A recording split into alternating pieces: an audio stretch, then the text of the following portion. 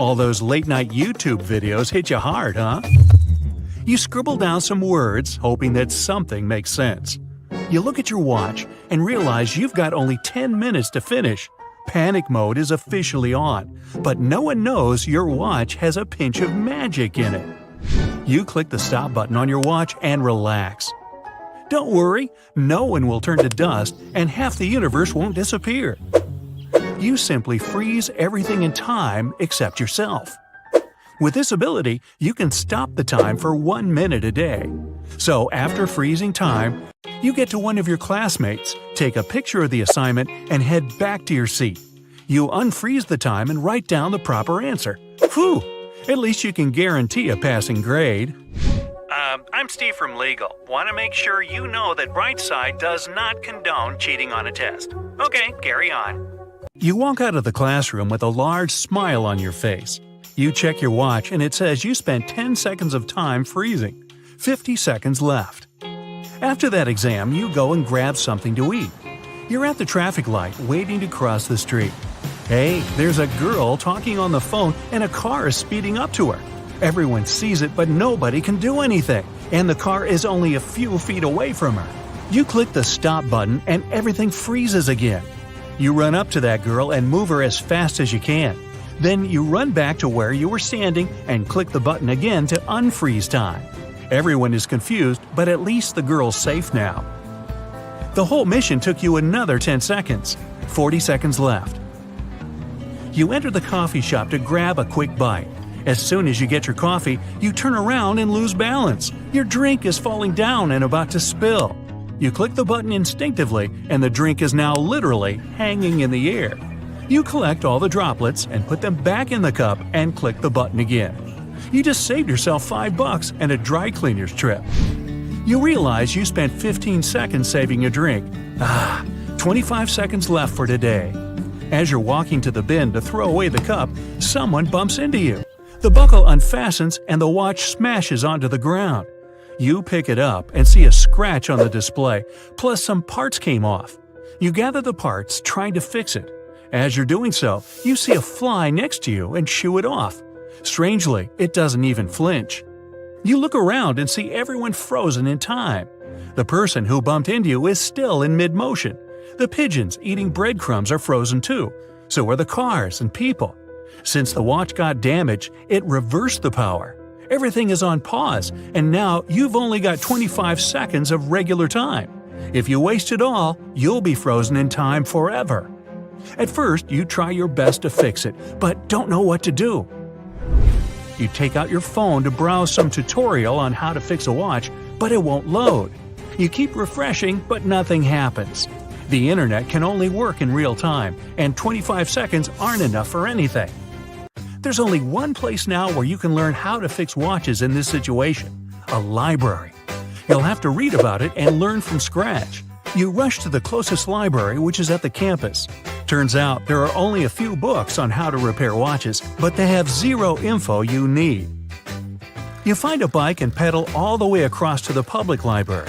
It took you 4 hours to get there. Once you've arrived, you look at endless bookshelves. You could easily switch back to real time and ask the librarian where to find what you need, but then it might take longer than you have left. There are way more books than you expected. You pedal back home and grab some stuff to sleep and eat. It's gonna be a long day. When you're back, you grab a few large books that seem to have the answer. No social media can distract you, since the internet doesn't even work. The time passed and you finally finish 2 large mechanics volumes. But there's just one problem. You can't find volume 3. Your only chance is to turn on time to do a quick internet search on where it is. You can't download an ebook, since it will take much time and it's impossible to print in frozen time. You click the button and time resumes. Everyone looks confused about a mattress and food leftovers all over the library floor. But you do a quick internet search and find out that you can order the book now and receive it the next day. Yeah, right. It turns out the closest book is in the library on the West Coast. Bad news, you're in New York. And what makes it worse is that the only source was updated years ago. The book may not even be there. You freeze time again. It took you 10 seconds to get all the needed information. You have no choice but to go on a road trip that will take around half a year by bike. No other vehicle is available to you. You find the best bike and gear, pack up some provisions, and leave the town. You travel through the mountains, swamps, and dry lands. You bike through frozen waterfalls and cut across heavy storms, frozen in time. You find indoor places to sleep, since time is frozen during the day. But you actually took your time getting there and lengthened your trip to see all the sights around the country. You spent a week at the Grand Canyon and a month in Yellowstone. You went up to bears and wolves so you can actually see the details of their muzzles.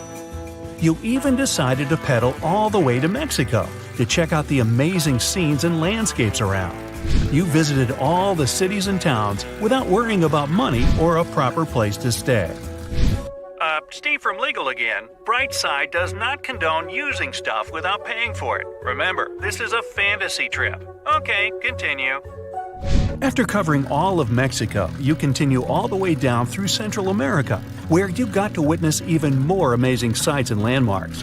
Hey, you've already gone this far, why not continue pedaling down to South America? You can even visit your friend in Argentina. I mean, he wouldn't know you're there, but it would be nice to pay him a little visit.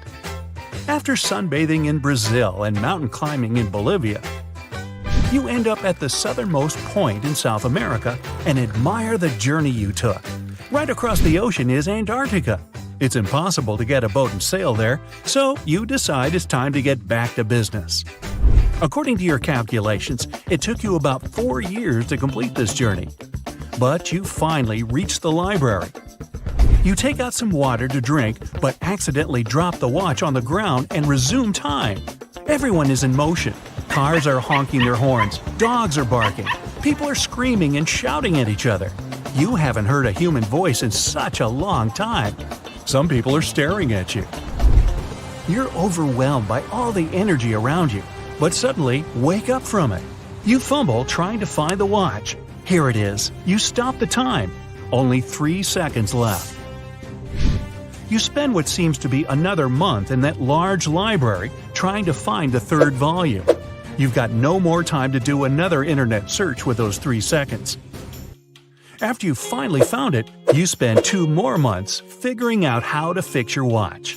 When you're done, all you have to do is click the button to bring everything back to normal. But you decide to pedal all the way back home. You clean up all the mess in the library and go back to the coffee shop where it all started. You even return the bike you borrowed. This is it. 3 seconds to see if all that work was for nothing. You click the button and watch time move on. You look at your watch. 3, 2, 1. Whew! Everything is back to normal. You go back home and lock up that watch in your drawer, never to look at it again. Until next time. Imagine a planet where every breath you take electrifies your body like a shot of espresso. The sky above you is an intense shade of blue, while colossal trees stretch towards the heavens, their vibrant green leaves growing at an astonishing rate. Daily exercise becomes a thrill like no other. With the abundance of oxygen, you become a supercharged version of yourself. Running feels effortless as you dart across the landscape, lifting weights that would normally seem impossible. It's as if the world itself is infused with a surge of energy. Everything is moving faster. The wildlife surrounding you is equally affected by this oxygen overload. Animals roam the land in majestic proportions. Their massive frames are propelled by speed and agility. Picture yourself in a pulse-pounding chase with an oxygen-charged cheetah, racing against a predator that could put a Ferrari to shame. Now you may wonder how such a wild scenario could ever be possible. Well, let's see. Oxygen is the powerful fuel that keeps life going. It makes up about 21% of the air we breathe, and every breath we take delivers these tiny molecules to our cells, giving them the energy they need to thrive. Without oxygen, our cells would struggle, and our bodies would fall apart. But that's not all. Oxygen is a superstar that works for all kinds of living things, from tiny bacteria to giant elephants. It's even important underwater, where it enriches the oceans, Amazing creatures like plankton and algae produce lots of oxygen, creating a thriving underwater world.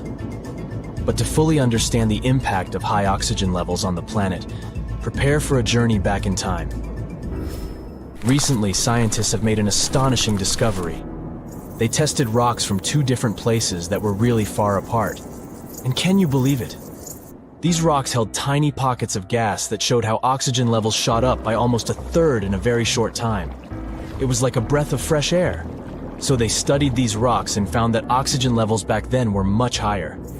Imagine lush landscapes, towering forests, and gigantic swamps that stretched as far as you could see. During the Carboniferous period, oxygen ruled the atmosphere at an impressive 20%, just like today.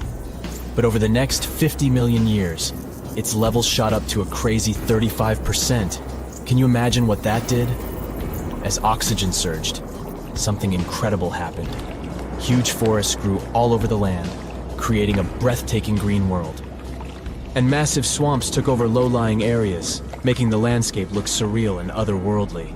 At the same time, carbon dioxide levels dropped. Normally, when things break down, microbes release carbon dioxide into the air. This gas acts like a warm blanket, trapping the sun's heat and raising temperatures. But in the mysterious swamps where these giant plants were buried, the microbes couldn't do their job. The result? The planet got really cold. Who would have thought that a breath of fresh air could have such power? The scientists are still trying to figure out why this happened. But one thing is certain, it wasn't just happening in one place. It was a worldwide phenomenon. It was like the planet was playing a funny game with the climate. But let's go even earlier. We see the first North American dinosaurs making their grand entrance. High oxygen levels are what gave a big boost to the rise of mighty dinosaurs in North America and beyond. Picture tropics filled with the magnificent giant creatures. Obviously, dinosaurs didn't just appear out of nowhere. They took advantage of a changing environment that was perfect for their evolution. Oxygen levels played a huge part in this dinosaur party. As oxygen levels rose, so did the size of these incredible creatures. They started small with predators like Chindosaurus, and soon after, huge dinosaurs like sauropods took over the land. Then, 65 million years ago, dinosaurs disappeared and mammals took over. And here's the interesting part. Mammals never grew as big as dinosaurs. So what's the explanation for this? Mammals, and humans are mammals too, by the way, are special because we can regulate our body temperature. But that comes at a cost. We need a lot of energy to stay warm compared to reptiles and dinosaurs. Dinosaurs didn't bother with temperature control, so they could focus on growing big. The biggest dinosaurs were 10 times larger than the largest mammals. It's like a game of anything you can do, I can do 10 times bigger. Dinosaurs might have had similar limitations with their sizes, but those were much less strict. Before the dinosaurs' extinction, mammals were very small. Many mammal species disappeared along with the dinosaurs. But survivors took advantage of the open ecosystem and rapidly diversified into various body sizes. However, after 42 million years of growth, mammals reached a size plateau. This happened on all continents, most likely because of the temperature and land area. Colder environments allowed mammals to grow larger. Balancing body size and heat became challenging. Land area also played a role in sustaining big populations. But making animals bigger isn't the only thing high oxygen can do. This humble gas is a true jack of all trades.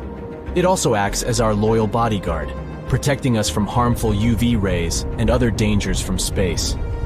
Without oxygen, we would be defenseless against space threats. Oxygen also has a fascinating role in shaping the weather. It teams up with its other atmospheric buddies to make the sky go wild with tornadoes, hurricanes, and thunderstorms. They mix and mingle in the air, creating just the right conditions for these exciting weather adventures to happen. And these adventures can be dangerous, but they serve an important purpose.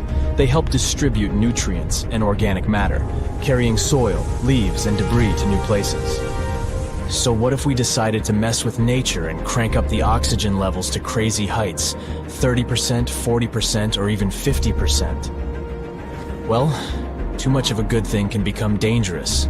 Oxygen toxicity is when too much of this gas causes big problems. It's like eating loads of candy. It's fun at first, but soon enough you'll regret it. Surprisingly, An overdose of oxygen can leave you struggling for breath, like a tired dancer in desperate need of a break. At first you might feel a burst of energy, but it doesn't last. Dizziness sets in, as if you've been spinning on the dance floor for hours without stopping. In extreme cases, too much oxygen can even harm your body, making you feel like you've crashed into a huge truck. So while oxygen is always with us, giving us life, it's important to appreciate its delicate balance. Don't put on your special breathing gear. Also, we wouldn't be the only creatures to suffer from this oxygen extravaganza. Mammals, for example, will struggle to adapt to these extreme levels. The balance of power among species will change drastically, and winners and losers will fight for survival in a world that's spinning out of control. And we'll need stronger shelters to deal with these gigantic animals. We'll have to stay nimble and avoid danger. Amidst all the chaos, there will be astonishing adaptations. Birds will fly higher than ever before, reaching heights that would amaze even the clouds. Also, get ready for more natural disasters and delicate ecosystems hanging in the balance. Fires will start quickly and rage fiercely, making wildfires a constant threat. Even a small spark from a campfire could cause disaster. We'll need to rethink our cooking and heating methods to stay safe in this oxygen-filled world. But let's not forget the other side of the oxygen story. If we had a planet with low oxygen, only around 15%, we would face a completely different struggle. Every breath would be difficult, leaving us tired and struggling for air. Physical activity would become extremely hard, and our memory and focus would suffer. So let's be grateful for the oxygen levels we have now. They're the perfect balance for us to thrive. In this exhilarating journey through an oxygen-rich world, we've experienced breathtaking wonders and discovered the delicate balance of our planet. Let's cherish the magic in every breath, respect the interplay of oxygen and life, and embrace the thrill of this remarkable ride called life. Woo, that party was wild. You and your friends go out of the club and call a taxi. 10 minutes later, you're all riding in comfort to your homes. From the corner of your eye, while chatting with your buddies, you register that street lights are out already. Although it's 3 a.m. and still dark outside. Whatever. The taxi drops you at your house and speeds away. The driveway is dark as well. Everyone's probably asleep, no wonder. You walk to your front door. The motion-sensitive light doesn't turn on. Now that's weird. The bulb must have blown. You shrug and fumble for your keys in the dark. Gotcha. Now, be quiet not to wake everyone. You don't turn on the lights in the hall, take off your shoes, and tiptoe to the bathroom.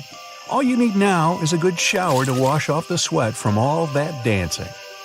You click the light switch, and nothing. The light doesn't turn on here either. Now, that's not a coincidence. You briefly think of going to the basement and using the diesel generator, but drop the idea. The thing is too loud. Okay, you'll wash in the dark then.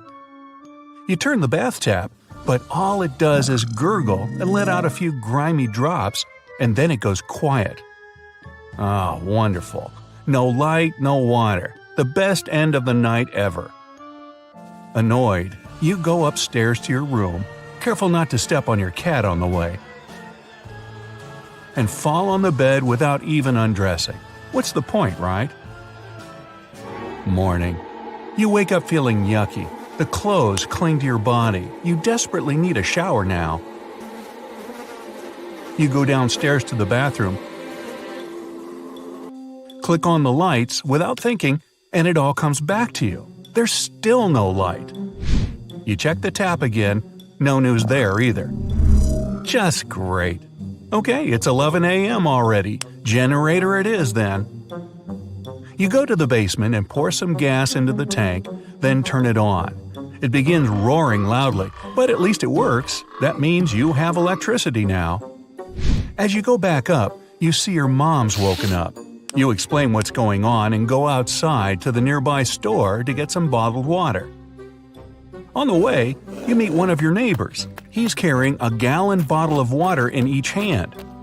You quickly find out everyone seems to have the same problem. No light, no water.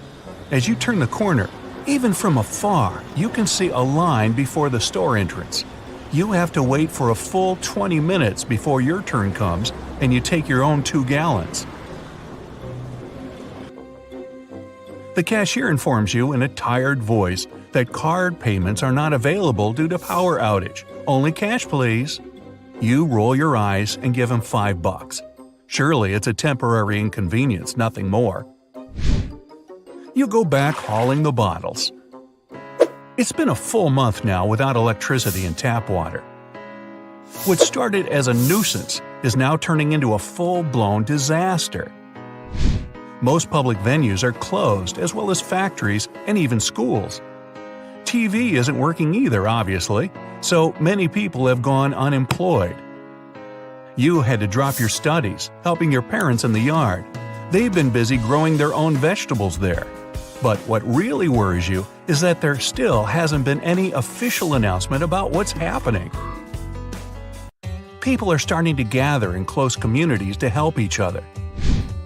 Many of those whose work was related to computers and machines are now learning to survive on their own without the modern conveniences. But even farmers have had it tough. They try to use machines sparingly, saving the fuel, and their work has become increasingly hard. Bottled water is becoming a luxury too. The prices have skyrocketed in the past few weeks, and if it doesn't get better soon, only select few will have access to clean water. At home, you only turn on the diesel generator when it's necessary, to cook food or do a quick cleanup once every few days. At other times, you don't use electricity at all. You're starting to get used to waking up at dawn to catch as much sunlight during the day as possible. When the sun sets, nothing can be done in the darkness, so you either go to sleep after a hard day's work or burn a candle and read a good old-fashioned book. Half a year has passed, nothing's changing, there's still no information about what caused the outage, and people who went on expeditions to other towns return with the same news from everywhere. The problem seems to be global. Getting used to your new lifestyle, you and your parents have reorganized your household. You've got a couple of cows and several chickens for milk and eggs. And your backyard is now a real garden with cucumbers, potatoes, tomatoes, and even apples growing under your supervision. Getting water for drinking and gardening is an ordeal, though. Bottled water has become too rare and extremely expensive. So now you have to go to the river 6 miles away. At first, you traveled there by car, taking as many bottles and canisters as could fit. But after a few months, you've completely run out of gas. So now and your dad walk all the way down there and back. At least you have a cart, so you can haul more than you would with your bare hands, but the journey still takes the best part of a day. The town has become a really friendly and supportive community. Neighbors help each other all the time. And it's become common to have barbecue parties with the whole neighborhood. Everyone's bringing their own food to contribute, and those who aren't coping with natural living yet take home some goods to fill their bellies for several days. Although you're living on the outskirts, almost in the country, it's still unusual how quiet it is without cars driving by. Still, another sound has replaced the engines: hooves clopping along the road. More and more people are riding horses again to get by. The town itself has grown almost empty.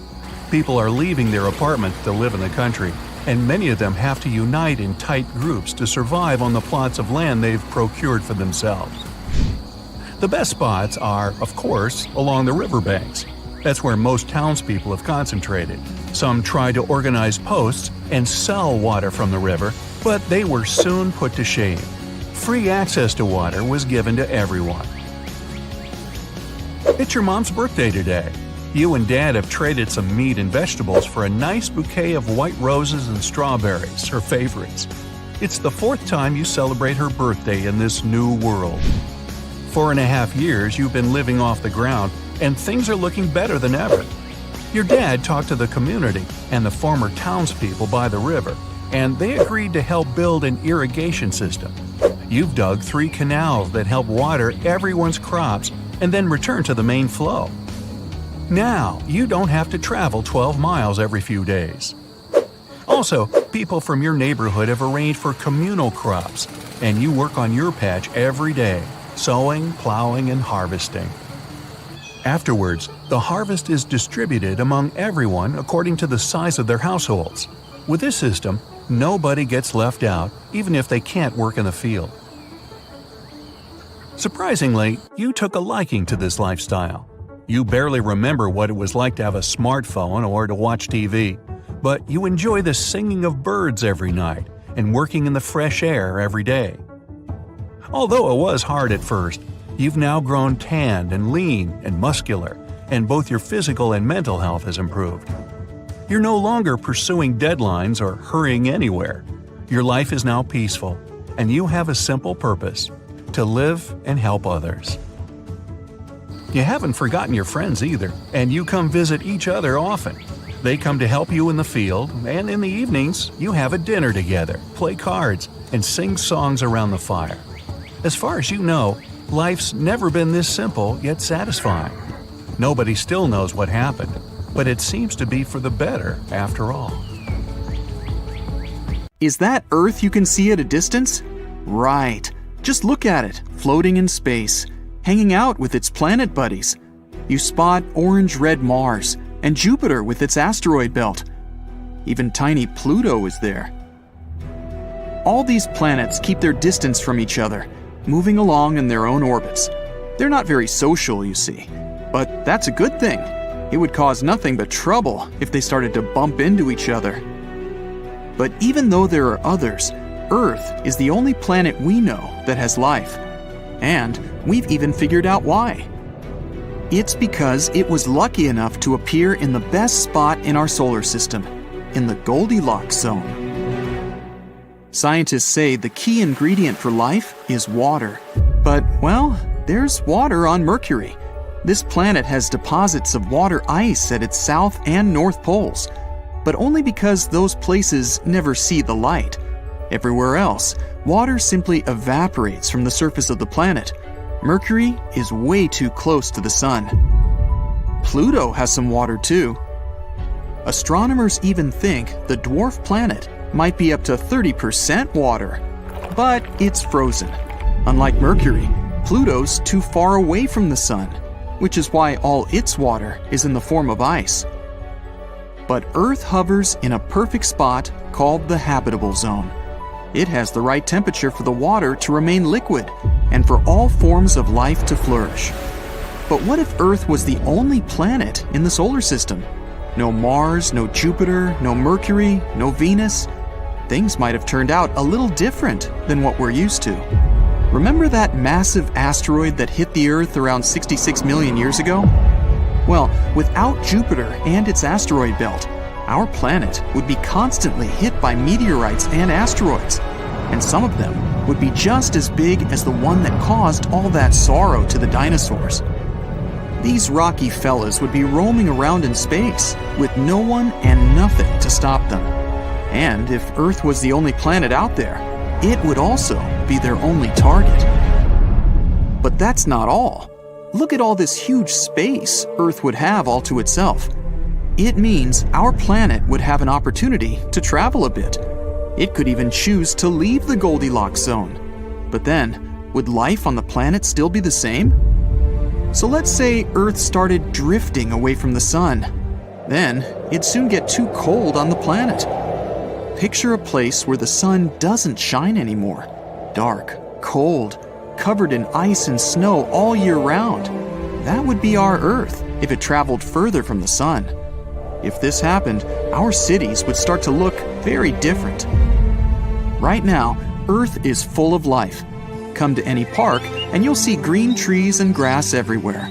There will be people walking, sitting on the benches, enjoying the sun. You'll definitely spot someone playing soccer or frisbee.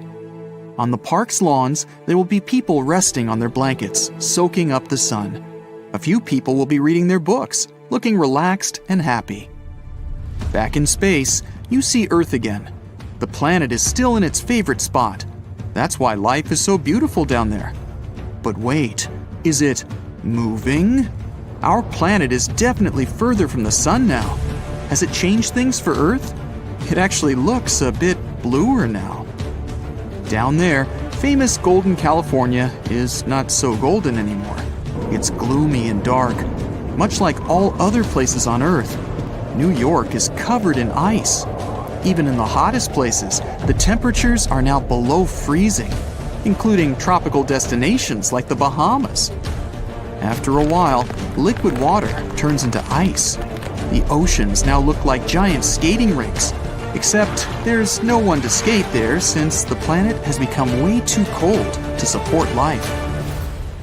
Okay, then what if, instead of drifting further away from the sun, Earth moved closer, with people still aboard? Whoa, the temperatures here are crazy, too hot to handle.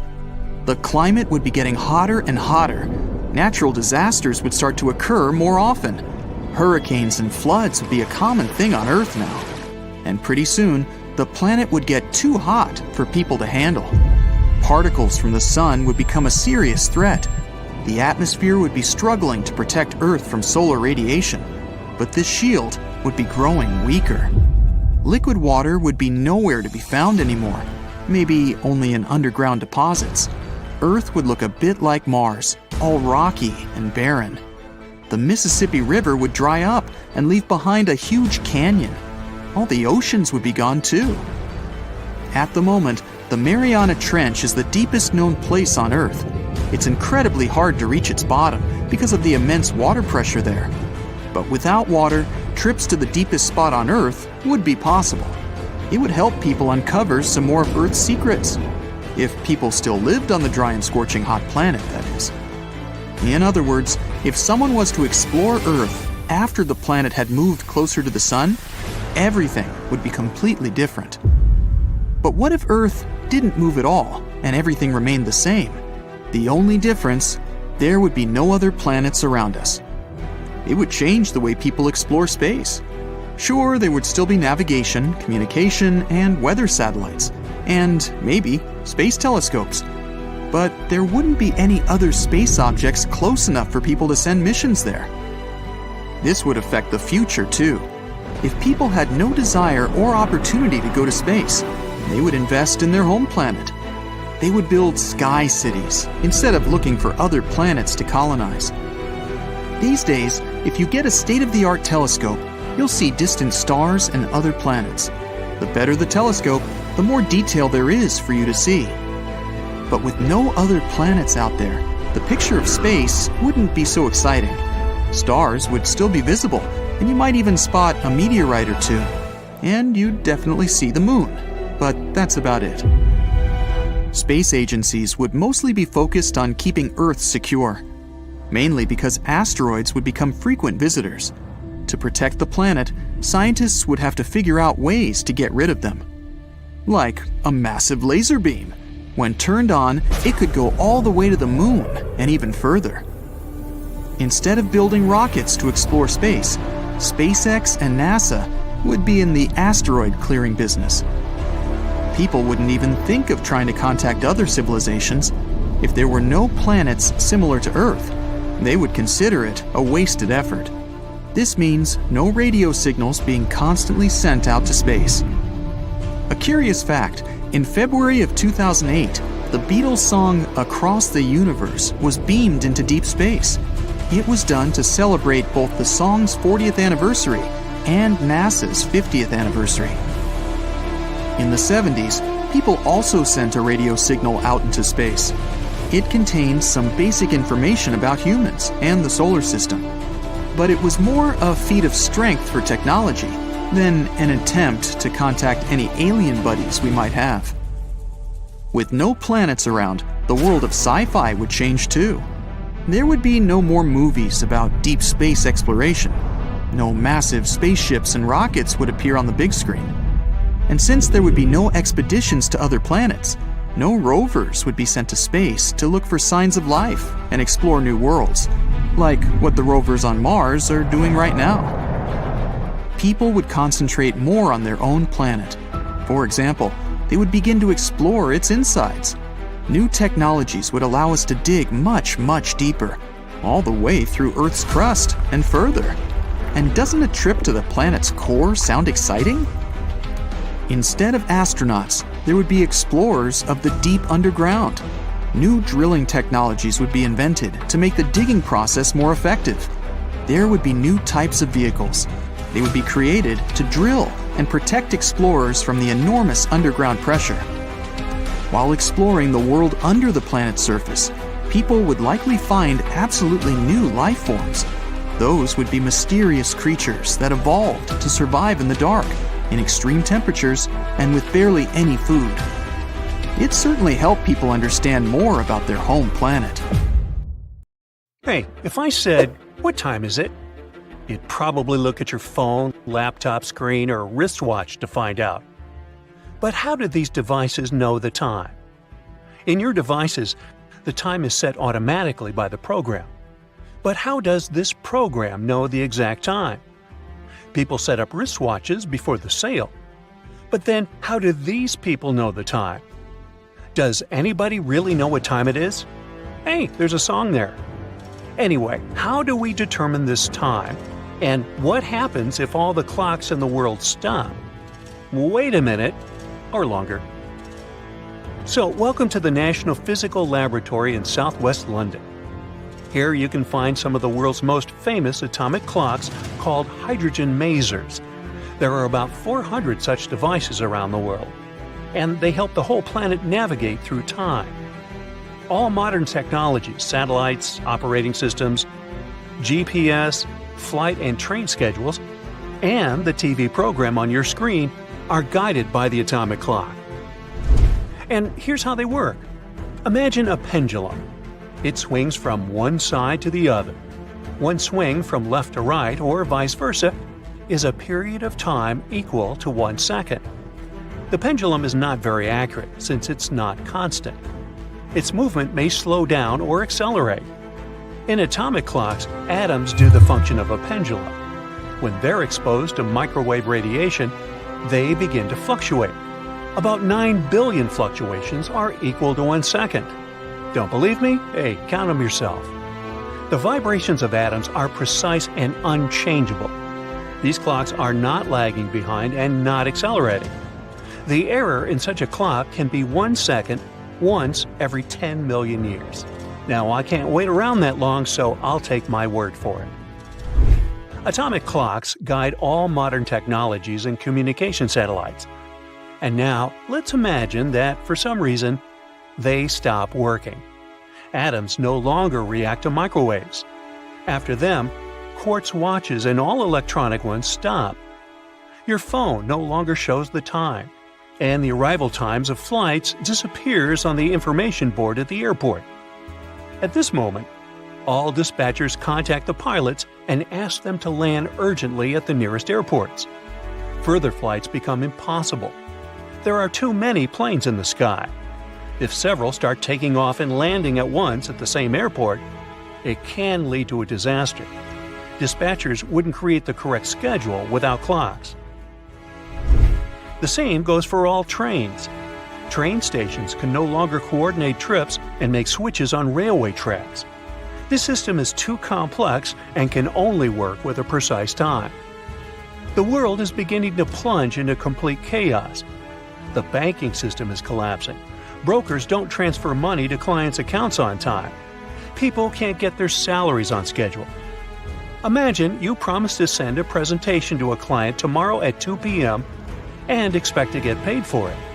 The next day, you don't know what time it is, and send the presentation to the client 2 hours later. They don't get the file on time, and the deal falls apart. At large plants and factories, the schedule of the day gets down. People don't give out the necessary volume of production. Imagine some factory produces 2 tons of processed steel in exactly 8 hours. But the rhythm of work is disrupted, and this reduces the volume. Next, the steel should go to the ship. However, the ship schedules are no longer working either. And this applies to all materials in general: wood, electrical carriers, oil, and metals. Logistic chains collapse because of the stopping of the clock. There's an economic crisis and panic in the world.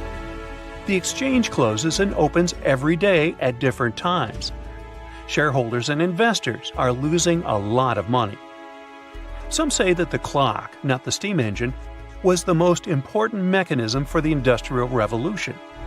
Steam engines powered cars and ships, but they couldn't synchronize the work of many people. Under such conditions, you stop rushing anywhere, but so do all the other people. You can come to the supermarket, and it will be closed because its owner overslept. But then, when its doors open, you'll find that there are almost no goods there. Ships, trains, and trucks couldn't deliver fruits, breads, and vegetables because they couldn't agree on the time. Many will leave big cities, as it'll be challenging to live there without clocks. The age of high technology has ended. TV channels stopped working because some employees were late and didn't start the broadcast. The channel host came before the operator, but the sound engineer is still sleeping because the alarm clock doesn't know what time it is. To stop the chaos, two things need to be done. The first is to accept that the former high-tech life will no longer exist. The second thing is to take an example from our ancestors. People live for thousands of years without knowing the exact time. It has been necessary only since the beginning of the Industrial Revolution. Before that, people were guided by the sun, the rooster singing, and the internal biological clock. For hundreds of thousands of years, humans used to go to bed at night and wake up in the morning. But with the invention of the light bulb, this order was violated. The industrial era forced humanity to focus not on the internal clock, but on the opening time of factories and plants. Then TV, the internet, and video games were invented, and the sleep mode established by evolution changed. But in a world without counting time, people will forget about alarm clocks again and start improving their sleep. There will be a sundial in every house. The shadow will guide humanity. Hourglasses of various shapes and sizes will be popular again in the world. Sooner or later, we will have returned to some landmark in time as it was in the past. For example, in the 19th century, people used hundreds of different time standards. Railway schedules and buses determined each of them. When the number of routes increased, people started sticking to the same time that was set in Greenwich, UK. There was a big mechanical clock that guided the whole country. Greenwich Mean Time, or GMT. Merchants, factory directors, and bankers adjusted their watches according to GMT.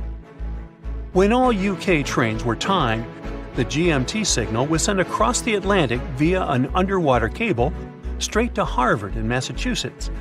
Then, at a special conference in Washington, D.C., more than 25 countries recognized Greenwich as the international time standard.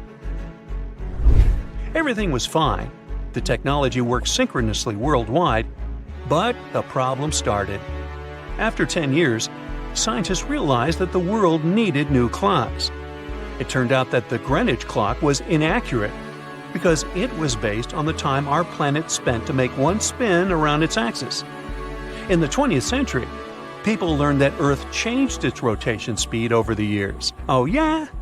It accelerates or slows down because of the gravitational influence of the Moon, the Sun, and other planets, and because of geological fluctuations inside the Earth's core. Scientists calculated that in 1900, the Earth rotated 4 milliseconds slower than at the end of the 21st century. Yes, there are people who watch this kind of stuff. Therefore, people began to develop other, more accurate clocks, atomic ones that we still use.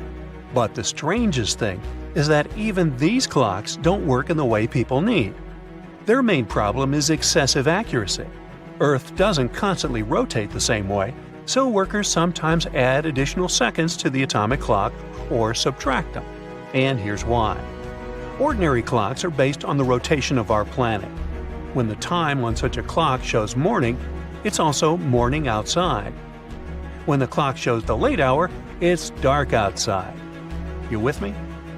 Our planet doesn't rotate at a constant speed, and the atomic clock is perfectly stable. If the world always worked based on these clocks, then time would sooner or later deviate from the actual day and night. At some point, the sun would begin to rise at 6 p.m., and sunset would start by 7 a.m.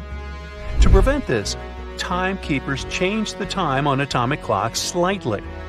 All of this is necessary to preserve the usual things for people so that the morning hour on the clock and the street coincide. Well, it's time for me to make like an atom and split. And now for some breaking news. All snakes have suddenly disappeared. If you saw this on the news, what do you think would happen? Well, Voldemort certainly wouldn't be pleased to hear this, and neither would other Slytherin members.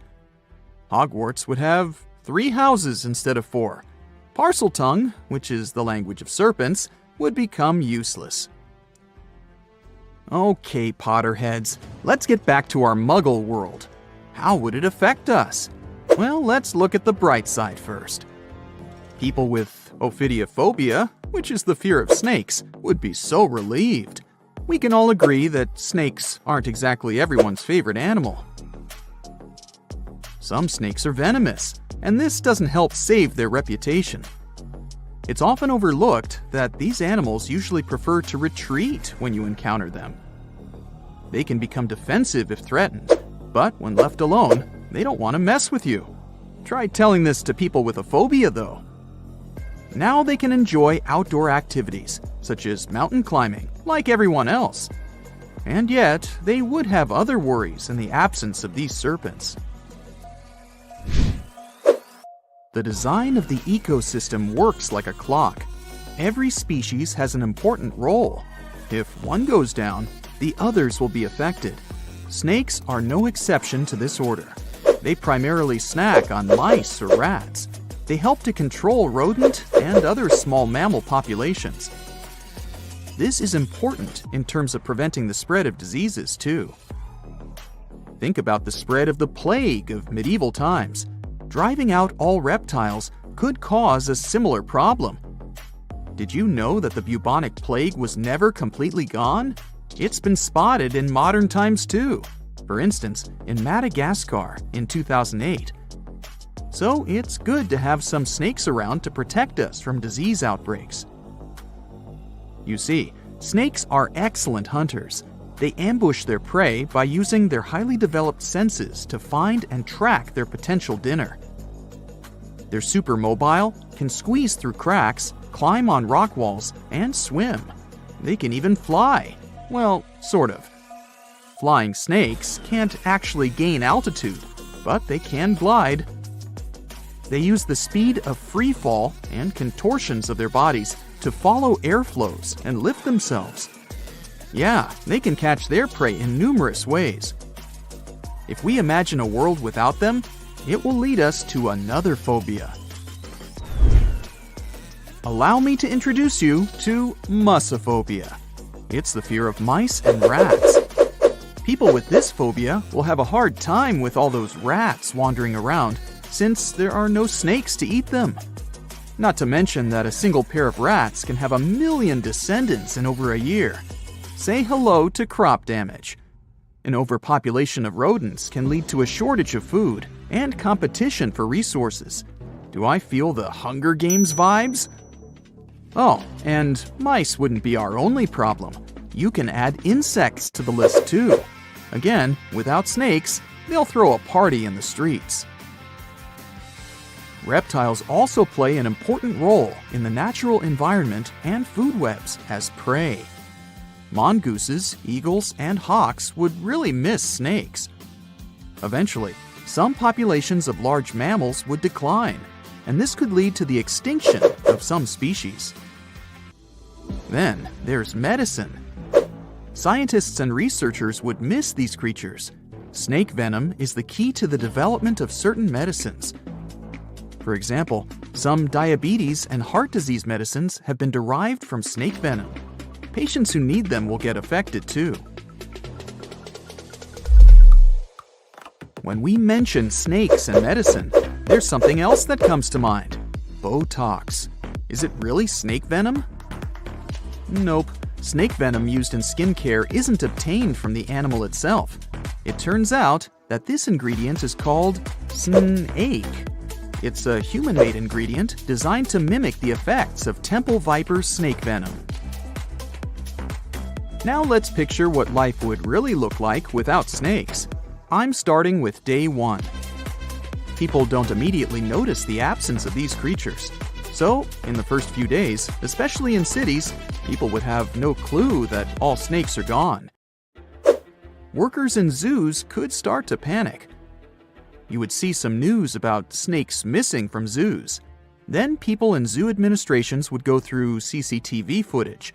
They would be shocked to see that snakes disappeared into thin air. After the spread of this news, authorities would probably open special departments to see if they have any snakes left in their country. Then it would turn into a worldwide issue. Some sort of a global alliance would be established to investigate what happened to these reptiles and what could be done about it. By the time authorities and people understood the severity of the situation, ecosystems would already start to change. People who live in urban environments may not be directly affected in the first few months. Then they would see more mice in their houses and in the streets. Around 500,000 mice live in the network of tunnels of the London Underground, for example. The number may vary, but many rodents live in large cities. These animals would become more visible. You'd open a kitchen cabinet and, oops, you'd see a mouse looking at you from behind a jar of peanut butter. New career opportunities would arise, since the demand to live in a mouse-free environment would skyrocket. Authorities might introduce new taxes to raise money to handle this new situation. After all, they would need to provide people with safe places to live. Of course, it would be not only urban places that would be affected by the absence of snakes. The countryside would have even more problems. Without snakes, the number of pests would increase. These animals would start destroying crops and habitats of other animals, and farmers would be in serious trouble. Authorities would need to support people living there and find ways to protect the environment, which would be their top priority. Researchers and scientists would have to take a huge responsibility. Maybe they'd create artificial snakes that could be nutritious like real snakes, so that animals like eagles would hunt them and continue to live. What artificial snakes would look like is a mystery. I can't imagine them. I'll just leave it to you. If we flashed forward to 5 years from the first day of the world without snakes, we would face an entirely different world. Maybe we would have a special day for it, the 5th anniversary of the world without snakes. The changes would be obvious, but by that time, people would have probably got used to living in that different world. Some restaurants would have already made changes to their menus. Goodbye to snake soup. Then there would be new museums dedicated to snakes. You'd be able to read about the story of their evolution and see their fossils. Maybe you'd stop by the museum souvenir shop to buy a snake-shaped pen for your friend. Lastly, we would still be looking for alternatives to snake venom in the field of medicine. I mean, it's a relief for people who show allergic reactions to snake bites, but these animals are crucial for some studies and medicines. So, researchers would still be busy trying to find alternatives that could replace snake venom. If we went 200 years ahead in time, we would see a world where people have fully accepted that snakes are gone for good. So much so that younger people would only know that there was an animal named a snake that once lived on this planet. They would get to know this animal from history books and videos. Coloring books would have a cat or a dog, but not a snake. Mythical creatures like Medusa and Shamaran would become even more mystical and interesting. Oh, and we wouldn't compare a sneaky person to a snake anymore. There would be a new definition for them. We've survived the Ice Age, meteorites, and many other challenges, so we'll probably figure something out. Fingers crossed that this scenario never gets real, though. Do you have any other version of how events could unfold in a snakeless world?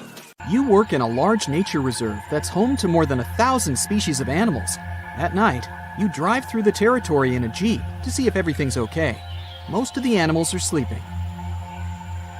Suddenly, you hear the monkeys screaming. They jump from branch to branch. A herd of horses runs out of the forest. They look worried too. You hear many animals crying. Looks like some unknown strange thing has woken up and horrified the whole reserve. You see a flash in the night sky. It's a meteorite, and it's flying right towards you. You get in the car, hit the gas, and drive away as far as possible. The space rock falls right in front of you and throws your vehicle to the side. You pass out. The fallen meteorite emits some strange yellow energy. You're inside an overturned car, unconscious. All the animals have calmed down. Thousands of them silently approach the meteorite. Its energy envelops you and all the animals around. The more energy comes out, the smaller the space stone becomes. By the morning, the meteorite dissolves in the air. It has absorbed the animal powers and passed them on to you. You wake up in the grass near the car, surrounded by several people. These are the reserve employees and some guys in black suits. They study the crater in the ground and ask you what happened. You tell them about the meteorite, and they order you to go with them. One of them grabs you tightly by the shoulder. You don't like it, and you want to break out. Two men in black are holding you. You get angry and feel your muscles increase, and your skin becomes covered with fur. You quickly push the men away and roar. Your nails have turned into claws. You've received a bear's powers. Now you're just as strong and fierce. Agents in black are following you. You run away into the forest. You want to be faster and feel your spine changing its shape. Now you're running very fast on all fours. You've got the power of a cheetah, the fastest animal on Earth. You're hiding in the forest. The agents are far behind you. You hear a helicopter from above. It shines a bright spotlight beam. Oh no, they've noticed you.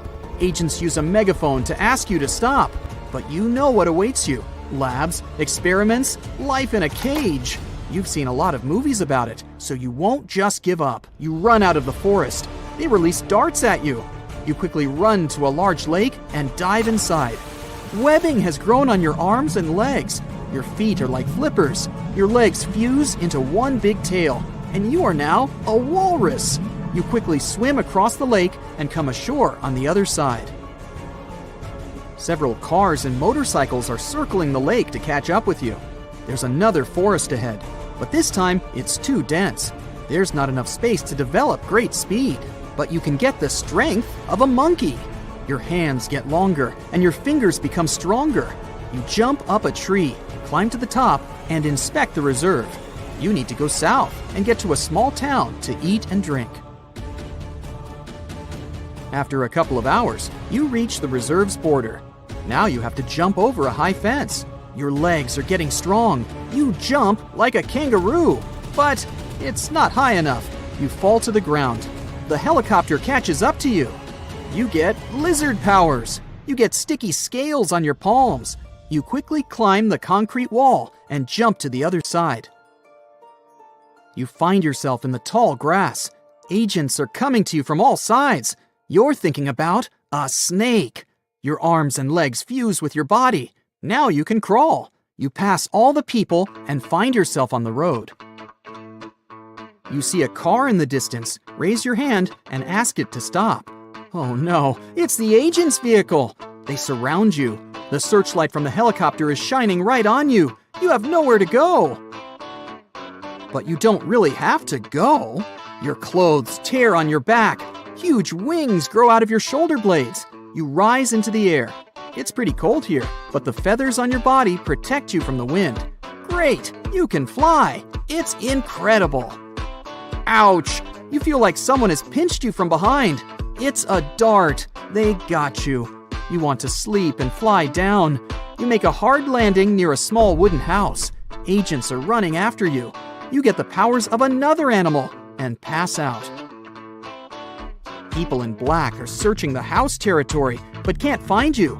Maybe the dart with the sleeping pill didn't work on you? After a few minutes, they leave. Meanwhile, you're sleeping peacefully against the wall of the house. At the last second, you managed to get chameleon powers. You merged with the wall and became invisible. You sleep for a couple more hours. The dawn breaks. A rusty rover pulls into the yard. Some old man and a dog come out of there. It runs up to you and starts licking your face. The old man realizes that there's an invisible person in front of him. You come to your senses and tell the old man what happened to you. He gives you some food and clean clothes. You thank him and go away. Now you need to leave the country as soon as possible. You're thinking of a bat. Your legs become overgrown with wings and webbing. You have fangs. You fly without seeing anything. Your eyesight has gotten worse, but your hearing is just fantastic. You have echolocation power and can emit ultrasounds at a high frequency. Somewhere in the distance, you hear a scream of a familiar person. Oh no, it's that old man. The agents attacked him. You turn around and fly straight to the house. One of the agents sees you. He's screaming in terror. You land and think about a rhino. Your body becomes enormous and your nose gets longer. You accelerate and knock down several agents. Then you turn over their car, run into the house, and pull out the old man. He gets on your back as you're now a horse, and you ride far away from there. You reach the mountains. The old man looks tired but grateful for the adventure. You can't share his joy because you don't know how it will end. You ask the old man to hide while you distract the pursuers. You're thinking of an animal. Your legs and arms turn into hooves. You're jumping up a cliff like a mountain goat. They can't get you here. But at that moment, the helicopter appears again. The agent is aiming a dart at you. Needles are growing on your back. You've got porcupine powers. You release a couple of needles into the agent. It distracts him for a few minutes. At this moment, a cougar jumps at you out of nowhere. It scratches you with its claws. You think about a lion and get its powers. You get on your back feet and growl loudly. The cougar gets scared and runs away. The helicopter is flying up. You speed up, jump off a cliff, and get the powers of the fastest bird in the world, the peregrine falcon. You dive down at great speed and land in the forest. Now you need to find the old man. You have a nose like a dog. Now you can smell your friend and walk towards him. At this moment, you come up with an excellent plan for how to stop those people in black.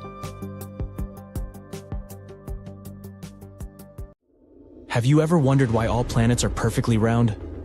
And what if these celestial bodies decided to break the rules and change their shape? Would we end up with square planets, triangular moons, or maybe even intergalactic shapes we can't even imagine? Well, let's find out. So how do planets form in the first place?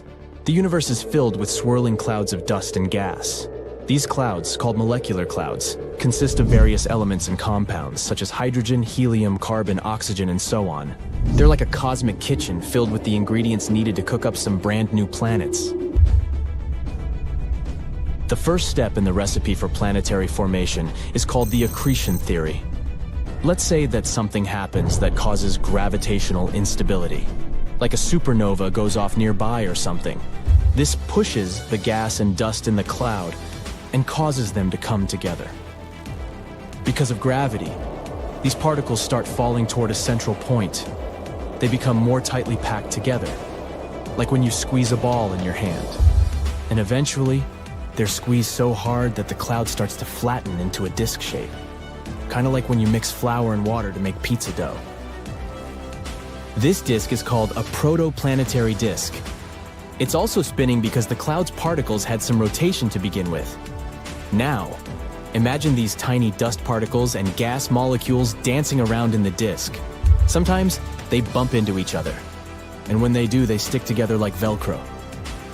These little clumps of dust and gas are called planetesimals. They're the building blocks of planets. And as the planetesimals continued to collide and merge, they grew larger and larger, forming protoplanets. The protoplanets were getting serious about their size, and their gravity became stronger. Some of them got so massive that they became the grand masters of their cosmic neighborhoods, the planets we know and love. Each planet had its own unique recipe of gases, rocks, and sometimes even water. But why do the planets look like spheres? Well, it's all because of gravity. Let's go back to our protoplanets. Imagine you're squeezing a balloon with your hands. The air inside of the balloon pushes back, creating pressure. Something similar happens with planets. Gravity squeezes its material inward, pulling in towards the center. And since gravity acts equally in all directions, it pulls material from all sides toward the center of mass, resulting in a sphere-like shape. And that material pushes back with pressure, resisting the force of gravity. In the end, they both find a sweet spot where they balance each other out. It's called hydrostatic equilibrium, a fancy term that means everything inside a planet is in balance. But that's not all. Another thing that makes the planet spherical is their rotation. Think about a ball of Play-Doh or something like that. Imagine you spin it rapidly. The material starts to push outward, making the Play-Doh bulge at the equator and flatten at the poles. The same thing happens to planets. As they spin on their axes, the combination of gravity and rotation pushes the material outward, making the planet bulge at the equator. They low-key want to become disks again. However, gravity doesn't want any lumpy planets. It wants them to be nice and round, so it keeps pulling on the material, trying to make everything as compact as possible. Eventually, gravity wins, and the planet settles into a spherical shape. Let's take some examples from our planetary playlist. Jupiter, the giant of the solar system, loves to show off its oblateness. It spins so fast that it becomes noticeably squished at the poles and chubby in the middle. It's like a spinning top with a cute belly. Saturn, the ringed wonder, also joins the oblate party. It spins around with its beautiful rings, and its oblateness is even more pronounced than Jupiter's. These examples show how rotation can give planets a unique shape. They go from being perfectly round to having a delightful bulge around the middle. It's like cosmic pottery, where the spinning motion creates a playful and distinct shape. So now you know why the planets are round. But what's more interesting is, what if they weren't? What if they were, let's say, cubical, or even triangular? Well, let's see. A cube-shaped or a triangle-shaped planet would have its mass spread out in a completely different way than a sphere. And you know what that means? Gravity would be all shook up too. On a spherical planet, gravity pulls everything towards the center because the mass is evenly distributed around that center. But when we introduce a cube-shaped or triangle-shaped planet, things get interesting. If you're standing at the center of one of those faces, you'd feel the strongest pull of gravity. That's because the faces are the closest to the center of gravity. And as you venture away from the center and start walking towards the edges, gravity starts playing tricks on you. You would feel the struggle against the steep-angled gravity. Walking on those edges would feel just like climbing a mountain, or walking on a super steep slope. All because gravity wants you right in the middle of the face, and nowhere else. Now imagine the terrain along the edges and corners. It's a barren, rocky, and dry landscape. Why? Well, all the water would pool in at the center of each face, leaving the edges high and dry. And the air quality? Well, it's either non-existent or so thin that it can't support life. Not the coziest place to set up camp, that's for sure. And don't forget your warm clothes, lunch, and hiking boots. You'll need them because of the crazy climate. The type of climate you'll encounter on our cube or triangle-shaped Earth depends on how it spins. If it rotates at its corners, each side would enjoy a mild, temperate climate. However, if it rotates on an axis through two of its faces, things get intense. Picture a roller coaster version of our current climate. Some faces would be polar wonderlands, icy and chilly. The top and bottom faces for the cube, and the bottom face for the triangle. Meanwhile, the other sides would be completely different.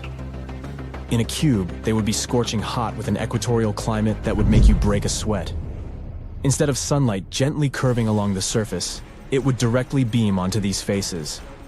Talk about feeling the heat. And on a triangular planet, the sunlight would strike the faces at an angle. This angled sunlight would create fascinating temperature variations across the planet. Imagine this. As you move from the base of the triangle towards the tip, the temperatures would gradually decrease. The base, where the sunlight hits most directly, would be the hottest region, just like the equatorial climate we're familiar with on our spherical Earth. But as you venture towards the tip, the angle of sunlight would be less direct, leading to cooler temperatures. but the base is still super cold and dark, since the sunlight doesn't directly reach it. So the triangle would be absolutely crazy in terms of temperature changes and climate zones. By the way, you know that cozy blanket of air we call the atmosphere? Well, on our angular Earth, things would get a little topsy-turvy. Gravity would be pulling stronger from the center of each face. The result? The atmosphere would go through some crazy changes. Picture this. At the center of each face, where gravity is strongest, the atmosphere would gather and thicken. It would be like a bustling city, full of air molecules. But as you venture towards the edges, things would start to thin out. The atmosphere would become scarce and very thin. So breathing along the edges would be quite a challenge, and the edges would be a tough neighborhood for life to thrive. Moreover, a thinner atmosphere means less protection from the sun's radiation and solar winds, so corners and edges would be extremely dangerous for humans. Of course, this is all just a playful exploration of what could be. Our Earth loves its spherical shape, and that's a good thing. But there's no harm in imagining wild and wonderful possibilities, so keep your imagination soaring and continue to marvel at the marvels of our amazing planet. However, It's dark, and you can't see anything. There's slime all over. The ground is soft and moving. You try to find your way around by feeling the moving walls around you. After a while, you hear some painful screams in the distance. You call out for help, but no one responds. You're a captain of a ship, and you are just consumed by the mighty Kraken. You keep tumbling over, not knowing if you're even going in the right direction. The screams get louder and louder. It's only a matter of time before you see someone. As you make your next step, a large piece of wood swooshes past you, almost knocking you down. That piece of wood was from the ship that the Kraken had swallowed. It had also swallowed the entire crew alive, so they must be somewhere inside the beast's belly. You keep following the screams. They lead you down another path that looks like an esophagus. You grab a piece of wood and slide down the slimy insides. It's dark, so you rip out a piece of cloth from your shirt and wrap it around a large plank, setting it on fire. This makeshift torch allows you to see where you're going in proper detail. You can see the large veins pumping inside. Each vein can fit more than 3 people through it. After a while, you start seeing more debris from your ship, including the treasures you had discovered and kept in the bottom. But now, those huge piles of gold are worthless, since you're out looking for your crewmates in this dark, smelly interior. You reach a point where there seems to be multiple tunnels around, each leading to a different point. You know it's impossible to climb back out from the mouth, so going deeper is the only solution. You decide to go with your gut and slide down the smallest tunnel, which is covered in slime and other liquids. You snuff out your torch and tuck it away to use it again later. You slip through and get stuck for a while. The Kraken is still swimming, but seems to be taking a break and stops. The giant veins and blood vessels slow down, and the flesh tunnel that you're crawling through becomes wider. Before you know it, you are plummeting down the large shaft until you reach a liquid pool. The second you splash in it, you start to feel the acid burning through your clothes. You're in one of the Kraken's stomachs. You take off your shirt and paddle on a plank, rowing yourself across the acidic lake. You can see more broken pieces of your ship scattered around. Out of nowhere, the Kraken springs into action and starts swimming rapidly. You don't have a choice but to hold on to the plank and keep yourself afloat without any acid going into your eyes. You shut them. Now, you're tossed further down the stomach where the digestion is happening. Over here, the acid is even stronger and melts anything that's in it. The smell is atrocious, and you can't find your way to leave. But in the distance, you see some of your crew members stranded in the middle of a small stomach island. You see some sharks still swimming around that haven't been digested yet. There's nothing you can do at the moment but try to get through and make it to your crew members. You get on another piece of wood and row yourself toward them. This time, the stomach acid is melting the wood away. Luckily, someone from your crew tosses you another plank, so you hop onto it and row your way to them. You climb ashore. Everyone is happy to see you. You try to figure out a way out, but the exits are covered in acid. More water seeps in along with plenty of marine animals. The acid levels are rising, and everyone huddles together. After a while, the Kraken swallows a large humpback whale that's thrashing around the acidic water. It's making the Kraken upset, so it starts moving, tossing everyone around. You, along with many others, land on the whale and hold on to it tight. It seems like the Kraken wants to expunge the whale out somehow. The inner walls of the stomach contract until it shrinks enough to let the whale out. You and your crew members are still holding on to the whale, but it's not easy. Finally, the Kraken spits out the whale and swims off to the bottom of the ocean. The new challenge is to swim to the surface to breathe. The whale pushes you and everyone else up. Without it, no one would have made it to the surface to catch some oxygen. You don't know where you are. Some of your crewmates grab onto some loose pieces of your ship to stay afloat. You swim to one and climb aboard. The sun is starting to set. There's nothing in sight. The crew is feeling cold and hungry. Worst of all, it's feeding time for the sharks. Everyone climbs up on their planks to stay out of the water. Before you know it, shark fins start to pop up from every corner. There's nothing to do except survive the night. The next day arrives. No one has managed to get any sleep. Everyone decides to fix all the planks together and row towards the sun. While other people debate another direction, the whole crew listens to your final word. The sun is scorching and everyone's energy is low. There's no fresh water to drink. No one can catch fish for eating. There's still the ever-looming threat of sharks and the Kraken. One of your crew members spots something in the distance, which appears to be an island. Everyone cheers and hugs each other and paddles their way there. After a few hours, you reach the island and stuff your hands in the sand. Someone is running around, while others embrace the sand and palm trees. But for some reason, something seems off. Some birds are flying around. They aren't scared of you. Everyone moves to the center of the island to discover if anyone has been here before. A small campfire sits in the middle of the island, but there are no signs of people anywhere. This island's too small to have any residents. There seems to be no sign of anyone who has ever visited it, besides the campfire. After a while, the island starts moving. Everyone climbs a tree, and water covers the island. In the distance, you see a large figure emerge from the water and turn towards you. It's a giant sea turtle. You were on the back of a giant sea turtle this whole time. It moves gracefully across the water and stops after a couple of hours. The crew members build some huts and start a fire to cook some food and sleep comfortably. You look out in the distance and at the night sky with the stars populating the horizon. You climb the highest tree to get some rest and peace. Far away, you see the Kraken swimming around and getting closer to the turtle. But compared to it, the Kraken is only the size of a shoe compared to a person. The next day, you tread around and discover the rest of the Turtleback Island. Some unique animals you've never seen before are living here. Some of the most exotic birds are flying around, and the animals don't seem to take you as a threat. You reach the top of the mountain covered with trees and vines to get a good look at the island. You have a panoramic view of everything and discover that there's a huge hole in the ground right below you. And you see what appears to be digging tools left by other explorers. You gather your crew and rush to the hole.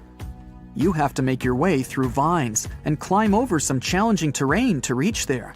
The main question is, where does this hole go if the bottom of this island is a giant turtle shell? You step on the site and see many abandoned tools and plans. You pick up a map and see that there is an X marking for treasures beyond anyone's imagination. You gather your crew. Everyone picks up some of the equipment. Another scary question is, why did they abandon this equipment? You study the plans. They state all the steps except the final one, which no one seems to have figured out. After a while, you descend the hole and make your way towards the bottom. But what you discover is even more shocking than what you expected. And you'll have to find out what it is next time. You wake up with pizza boxes piled up on top of each other. You stretch your right arm and slide it across some wet spilled noodles you had last night. Your leg smears some chocolate cake from last week and stains your mattress. There are random papers, clothes, books, food cartons with food still inside them, and other random useless junk all over your queen-size bed. You're too lazy to get out of bed, but you have to get to work. You shove aside all the junk and slide it onto the already littered ground. There are plastic bottles, more fast food litter, clothes, dirty dishes, and animal fur on the ground. It's sticky and covers every inch of real estate to the point that you feel like you're walking on lava. You stare out the dirty window, look at yourself in the mirror, and sulk. This isn't the you you'd thought you'd be a year ago. The sun is shining and you just bought your brand new house. It's a nice place outside the city in a little friendly neighborhood surrounded by picket fences and blooming flowers. Your neighbors come up to greet you just as you pull in the driveway. They bring a casserole and some yummy desserts to welcome you to the neighborhood. You gleefully accept them and head inside your new pad. Throughout the week, you unpack your bags and arrange your furniture. You also just landed a new job which helped you afford this house. You wake up every day at 6 a.m. and come back home at 10 p.m.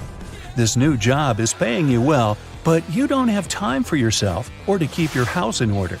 Over the next few months, you start ordering food every night and bringing leftovers to work.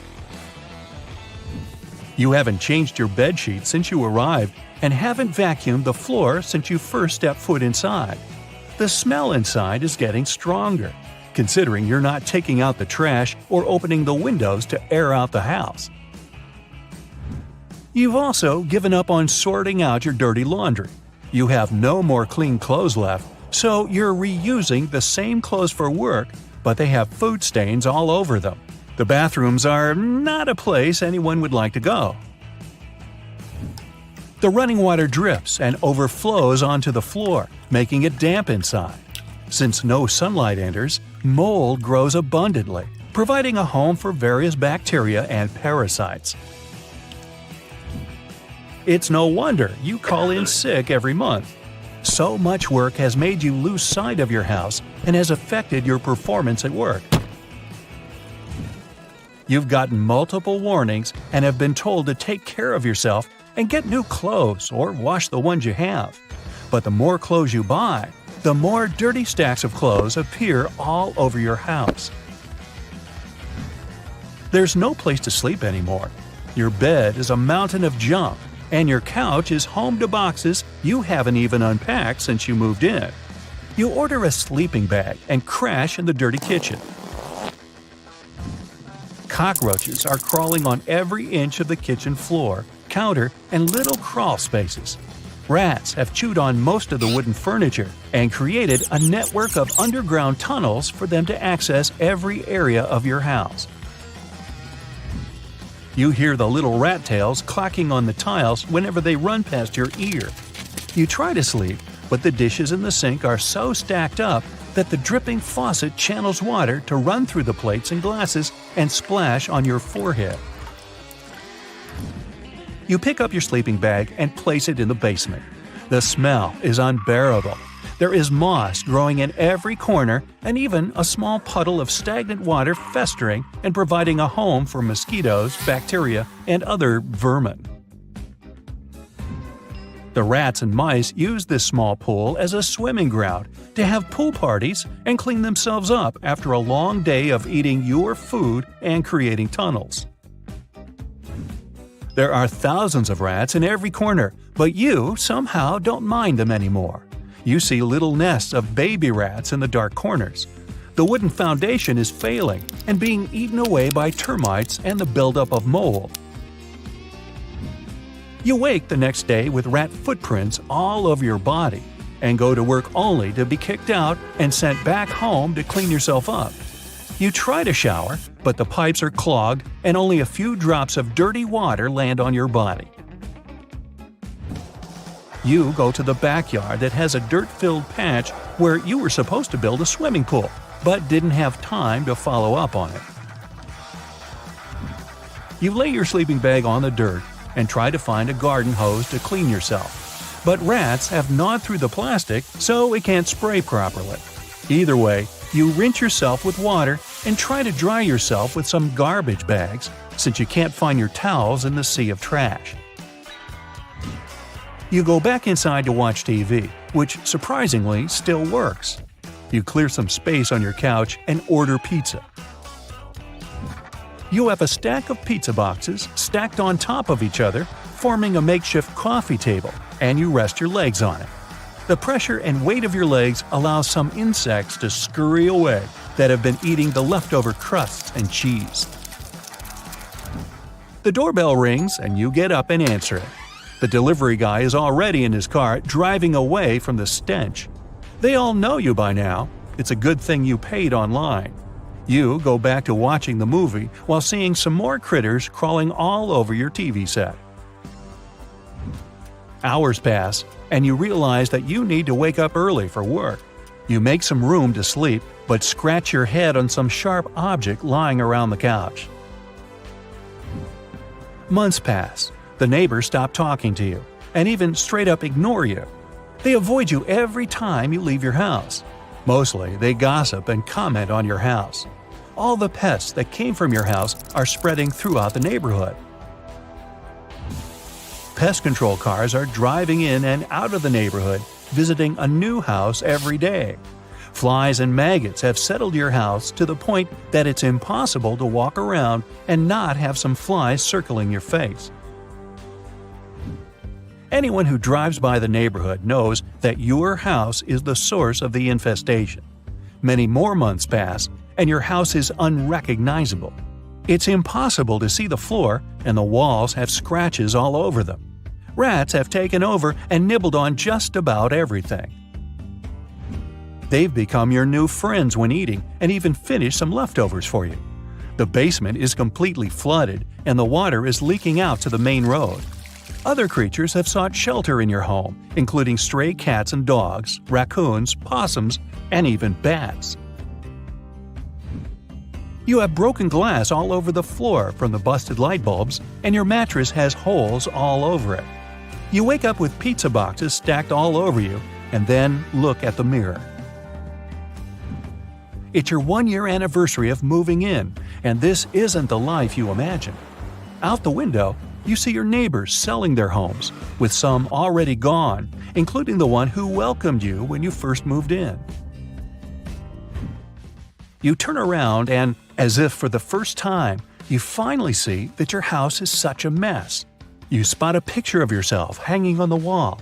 You put it there when you first moved in. You decide to fix your house and clean it all up. You know it'll take weeks or months, but you skip work and begin by cleaning up your room. You get boxes of garbage bags and start stuffing trash inside. You buy 3 new vacuum cleaners and start collecting all the dust and debris that has collected over the past year. After a couple of hours, you have over 20 garbage bags outside your house waiting to be collected. The stains will need to be scrubbed away, and the destroyed furniture will need to be thrown out. After 2 months of hard work, you manage to get rid of all the trash you can find. It takes you another week to scrub the floors and walls and order new furniture to replace the broken, chewed-up ones. The biggest challenge is getting rid of the remaining pests and fixing the basement water problem. After making some phone calls, you get some pros to fix the water and get rid of the vermin. It takes you a total of 4 months to turn your place into a minty fresh pad to live in. Your garden is blooming, and you go back to work in fresh clothes with a wide smile. And you get to meet your new neighbors, who have heard all about you. Yep, you have some fences to mend, don't you? Imagine you wake up one day to a world with no electricity, no internet, no money, no work or school. Nothing that you're used to. No, you're not in California when they shut the power off. You're not even in your own home, because you've been magically transported to the Stone Age. What could possibly happen next? Of course, your first reaction would be shock, but let's move past that. You've now accepted that you get to experience life Flintstone style. First, Let's look around. This is your cave, where you live with your family. You have your own sleeping area that's covered in animal skin.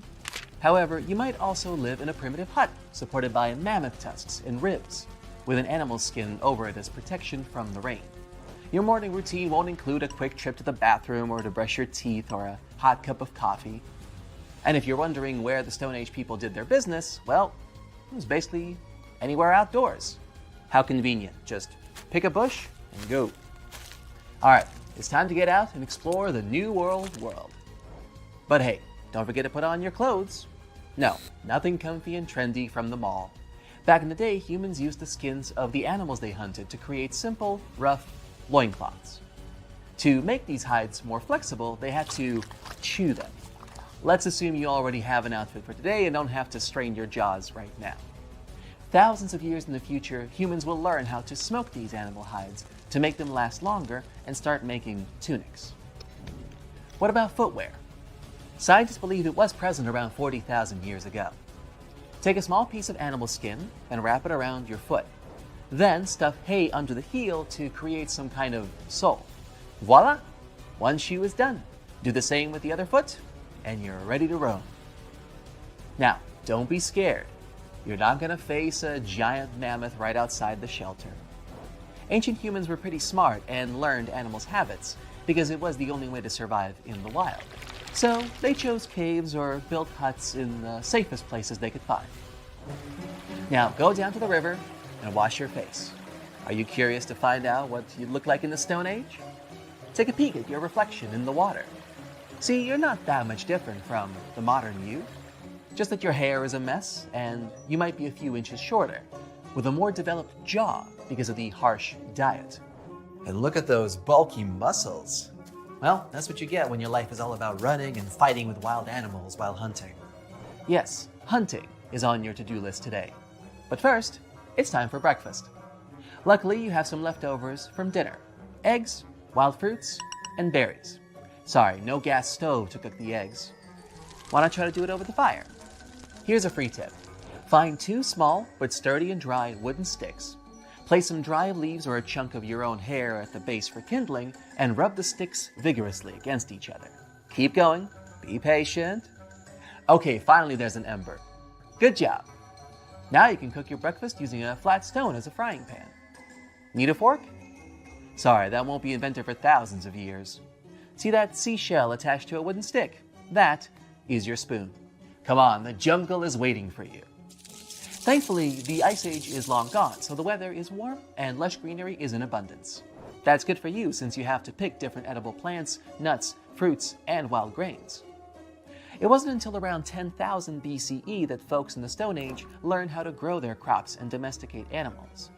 Only then could they finally stop moving from place to place in search of good hunting grounds. Oh look, there's some grapes. Let's snatch them. But how do we gather grains, you might be wondering? Well, allow me to introduce you to some Stone Age tools. By the way, the Stone Age is named after the tools that humans invented that were made out of wood? No, obviously, stone. Let me help you out again. Here's a U-shaped stone sickle that knocks down the grain stalks. It's time to bring everything you've collected to your camp. Now that the shock of time traveling is worn off, you notice that there are a few other huts near your dwelling. Those are your neighbor. Betty and Barney Rubble, I guess. Stone Age people usually united in groups of 20 to 50 and help each other to survive. Okay, you can eat grapes and other fruits raw, but what can you do with raw grain? To separate the grains from the husks, take a stone bowl and a small grinding stone and grind the grains. Now, if you mix smashed grains with water, you'll get gruel. Fry it on stones the way you did with the eggs, and there's your first flatbread. Yeah, it doesn't taste amazing, but don't forget, it's going to be another 15,000 years before your favorite bakery gets built. Is it dusk already? Brace yourself, my friend, because you are about to go hunting. But I've got good news for you. You don't have to do it alone. Stone Age people survived this period because they did almost everything together. So, call up your camp neighbors and get ready. How would you feel living in such harsh conditions? Let me know in the comments. But how did humans communicate back then? At the very beginning of the Stone Age, they only used a series of cries and gestures to express their fear, joy, pain, or warning to the others about imminent danger. It was much later that they learned how to pronounce specific sounds using their teeth, tongue, and mouth.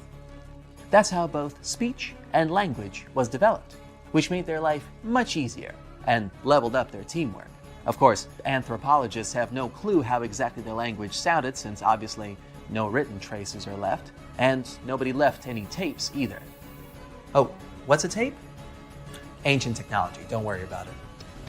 So, you and your camp fellows need to take some special hunting tools with you. What are they? The first and most primitive things used for taking animals down were long, sharpened wooden sticks, and sometimes just a big rock. But over time, sharpened sticks turned into sophisticated spears. The points weren't made of metal yet, of course. It's too early for that. Instead, they used small, sharp-edged stones attached to a long bone or stick. This was a very important invention since it made hunting less dangerous. Their chances of staying alive were better because they didn't have to get as close to an animal and could hunt it from a distance. As dusk settles, your hunting group goes deep into the jungle. You should be looking for large herbivore animals like elephants, woolly mammoths, giant bison, deer, and reindeer. They won't be only your dinner, but will also give you a supply of furs, bones, horns, and hides that you can use for your household. There were two main hunting techniques back then. The first was rather time-consuming but safe. It included digging a huge hole around the place where animals went to drink water. That hole served as the trap for your game. But you're gonna have to dig it out without a spade or shovel. You'll need the help of a digging stick, a wooden stick with a horn at the top, or a large cleaver, an oblong-shaped stone or bone. After the hole is ready, you'd have to hide nearby and wait patiently for an animal to fall in. The other technique required the whole hunting party chasing the animal down and forcing it into mud and water channels where they get stuck and have no way to get out. Did you see that? It's a deer. Run! Run as fast as you can and try to corner it straight into the swamp. Oh no, got away. Yeah, not every hunting session is going to be a success. In fact, most won't. But your tribe still needs something for dinner. Better move on to fishing then. Don't worry, you won't have to catch fish with your bare hands. Fishing nets and harpoons are at your disposal. Nets were made from tree bark and grass. The oldest one, found by archaeologists, dates back to 8,300 BCE. Harpoons made of antlers usually had a rope to pull the catch back up to shore. It was used mostly for big targets like whales, tuna, and swordfish. Okay, once you've asked around where a good spot would be, throw the net in the river. Now you have to wait. Oh look, there's some fish. Pull the net with all your might. Come on, tribe, help him out. I mean, don't look at me, I'm just narrating here. All right, good catch, and not a moment too soon. You've just made sure you won't go hungry tonight. Bring what you caught into the camp and get some rest. The others will take care of the catch. Now I know what you're thinking. It's all work and no play. And yeah, life in the Stone Age was anything but easy. But still, humans did have some forms of entertainment. No, you're not going to an amusement park or a cinema, but you can pass the time playing music on flutes made from bird bones and mammoth ivory. You can also take up a hobby like crafting, making necklaces and bracelets from tusks, bones, and shells. Or you can get full-on artsy and draw patterns on your body using a paint made from ochre. It's a type of red clay. Or paint some pictures in a cave. Carve something crazy to make archaeologists in the future wonder what it meant. Can you smell that? It's dinner time. Go on, enjoy it, you deserved it. Doesn't it taste so much better since you worked so hard for it? All right, now that you've experienced a day in the Stone Age, let's take you back home to the modern day. The next time you complain that your internet is too slow or the food you ordered is 15 minutes late, think about how much harder life used to be for people in the Stone Age, and how it is only thanks to their tireless efforts to survive that you and I get to enjoy our pretty comfortable lifestyle today. Ah, the stage is set. You're in the spotlight, and everyone is looking at you. The piano's glossy texture shines brightly in the light. You lay your fingers on the keys and start playing. Since you have 20 fingers on each hand, you can hit multiple notes and make the sound richer. Each piano chord can have extra octaves and additional notes now with 40 fingers on the piano. After you finish, everyone stands up and claps for you. The sound of clapping is so loud since the palms are huge to fit 20 fingers on each hand. Now you're in a boat in the middle of a lake, ready to go for a swim. Your friend pushes you in and races you to the shore. Since you both have 20 fingers and toes on each limb, it's easy to swim and paddle. They act like natural rudders. You beat him and make it to shore. After that, you swim back to the boat, paddling with your hands and feet. After swimming, you go for a hike and notice a nice wall to scale. You get your gear ready and place each large palm on a nice fitting rock. Your grip is tight and you hang on to many different rocks that aren't the typical size of a 10-fingered rock. You manage to climb to the top and see the breathtaking view of the countryside. An iron suit and a confident smile. Yup, you're ready to nail that interview. You walk into the building like you own it and wait for someone to escort you to the CEO's office. Everyone notices your confidence and smart look. You're called in for your interview. You unleash your disarming smile and pop your suit up. You enter the room and extend it for a sturdy handshake. With 20 fingers, you release a pressurized grip that leaves the CEO impressed and eager to know more about you. You leave the building gleaming with a winner's attitude, and it's not long before they call you back for another interview. Okay, you've got this. 20 grocery bags in the trunk of your car and one trip. The road is long and has lots of curves and hills. You stretch your fingers and crack your knuckles. You plan out the weight distribution so you can have it evenly divided on each hand. With 20 fingers, you grip different bags and hold 10 on each hand. It's heavy, but hey, think of it as a leg and shoulder workout. You take them out of your trunk and make it quickly across the plain all the way to your house. Success! In one trip, you managed to get all the bags except one. Oh wait, never mind. You put the bag inside another bag before you left. But you do need to go back to your car and close the trunk. After a long day at work, you need to meet up with a friend you haven't seen in a long time, and you've been working way too hard today. On the way, you see a nail salon. You hop in for a quick manicure. But with 20 fingers on each hand, it's like doing a treatment for two people. Time is ticking, and you only have one hand done. Your friend calls you and tells you that she's waiting for you at the coffee shop. On to your next hand. After a while, you finish and rush to meet your friend. You're late, but at least you look good. You're attending a new tech launch with dozens of people showcasing all the new products. Many of the phones are slightly larger than phones suited for 10 fingers and two-handed people. The phones are large enough to be considered mini tablets. You pick up a sample phone and click away. Since you've got 4 thumbs, typing on the keyboard is smooth and easy. The screen is long enough to be supported by the rest of your fingers on each hand. You move over to the computers and see something interesting that catches your eye. A laptop with a wide keyboard for your fingers to type effortlessly. You open a file and type away. You're surprised at how easy it is to write a quick document. Too bad you have to wait until it's officially launched so that you can get your hands on one of these bad boys. You're at the gym warming up and getting ready for the next exercise. You enter a boxing ring and practice sparring with a boxing bag.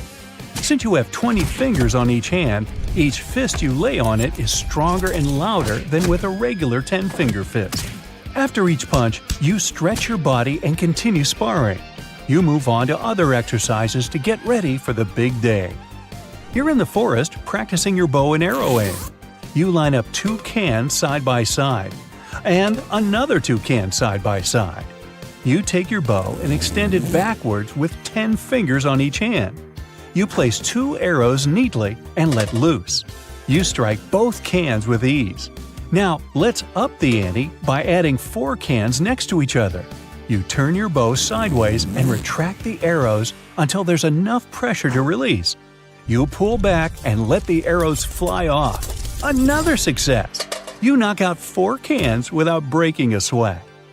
If you have 20 fingers on each hand, then you'll need at least 7 or 8 bullseye targets next to each other. The bows will be long, but keeping a good aim won't be so easy. After much concentration, you release the arrows and hit all of them right in the middle. Having 50 fingers on each hand will alter the way you look and walk. Your hands will be heavy, so you'll need a powerful set of arms to keep balance and support your fingers. Everything will be large, including your phone and laptop. A guitar will be designed to accommodate the number of fingers that can play around the fretboard. If a regular guitar has 6 strings on the neck, then these monster guitars can have an easy 30 to 40. The music won't be limited to human design and can achieve so much more. Every musical instrument can be designed to suit the current physical conditions, like having 50 fingers on each hand, like a trumpet, piano, harp, and saxophone. A 3-piece band will sound like an orchestra, and an orchestra will sound like, well, 5 orchestras. You're chilling at home playing some video games with your friend. Each control is the size of a coffee table.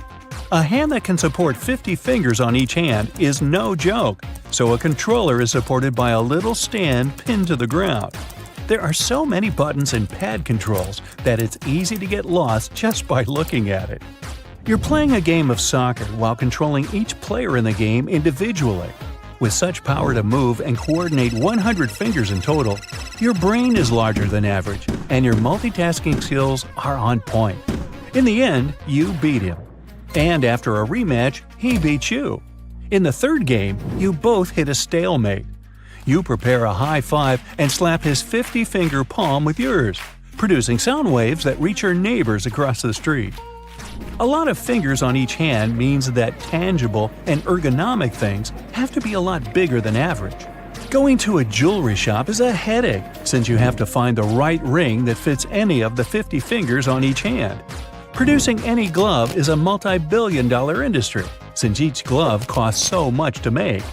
Drawing is also a challenge since holding a regular-sized pen isn't easy to simply draw something. Each pen and stationery equipment are 10 times bigger than what we have today, and also cost a lot more to make than regular-sized pens. Glasses of water are longer or fatter, so that you can properly grip them. The hand is a lot bigger, and the fingers go around the palm and resemble a sunflower.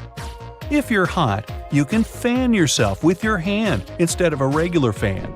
It'll be easier to scoop up some sand if you're building a sandcastle at the beach.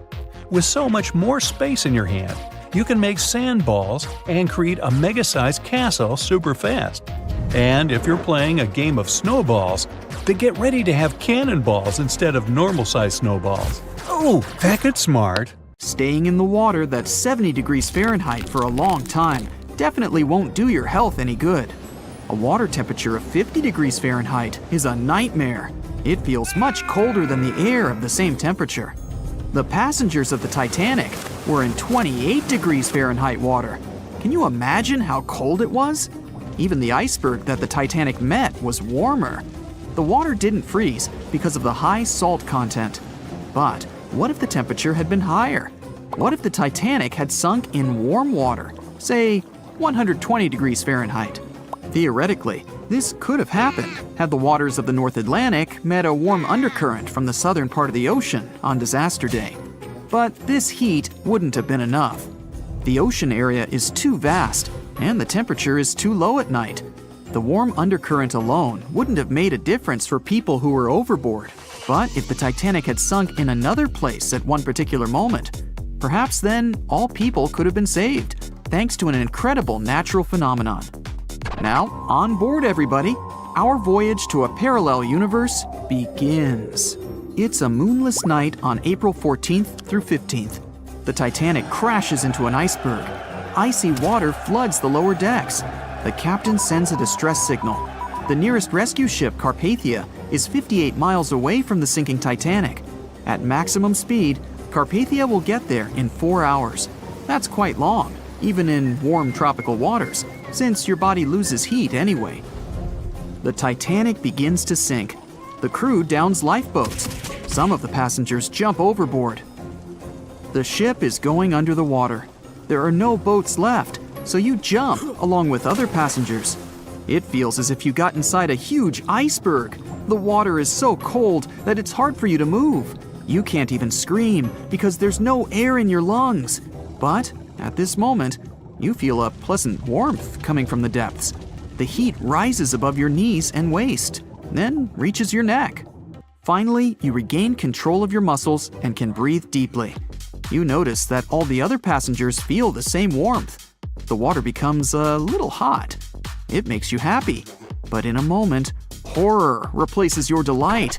The ocean begins to foam. And not because of the high temperature, but because something is rising from the ocean floor. You hear a heavy, low sound coming from the depths. It's not a sinking Titanic, but something bigger. You can see a huge iceberg nearby. It's melting, and a huge chunk is breaking off from it. 1,000,000 bubbles appear on the surface. Then you feel something hit you in the leg. Thousands of strange lightweight rocks are rising from below. There are also massive plates among them. People use them as lifeboats. You climb on one of those rocks and look at the ship. It doesn't sink, since all the water is bubbling and pushing the vessel up. You take one of the small rocks and understand everything. It's pumice. An underwater volcano has woken up right under the ship. Thousands of tons of volcanic rock are floating to the surface. When it erupts, its magma shakes the entire space, heats the water, and destroys the seabed. But it doesn't result in anything destructive on the surface. The enormous pressure of hundreds of millions of gallons of water suppresses the volcano's power. Molten rocks of the Earth's crust are pressed against the seabed, and pumice rises to the surface. And here's why it happens. The upper part of Earth consists of many solid parts, tectonic plates. These plates collide with each other and divide. And when one part separates from another, the magma immediately comes up. So, all volcanoes are these unstable fault sites. If the Titanic had sailed over one of these areas during an eruption, many passengers would have been saved. Back in the parallel universe, you notice the Titanic starts sinking again. The water is no longer bubbling. The volcano has gone out. In a matter of seconds, the ocean turns icy again. Fortunately, you have your pumice lifeboat. This is enough to wait for rescuers. But let's imagine a situation with no underwater volcano and an iceberg. A situation when the water was warm from the very beginning. One of the engines in the motor compartment of the ship breaks down. Several pipes burst because of increased pressure, and now there's a crack in the ship's body. Water is filling the lower decks. The ship is sinking. People evacuate on lifeboats. There's less panic since the night is warm and no one is freezing. Each passenger gets a life jacket. The ship is breaking. You understand that you have to jump. The Titanic goes underwater. Many passengers fall overboard in horror. They dive into the dark ocean and immediately come to the surface. Panic and complete chaos take over. The ship disappears in the dark, and finally, it's all silent. A few minutes pass, and you notice there's no panic at all. The water is warm. Almost all passengers have life jackets.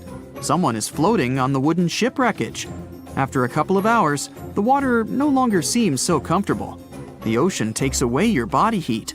To keep warm, passengers swim closer to each other in a tight circle. Yeah, now it's quite possible to wait for another couple of hours till the rescuers come.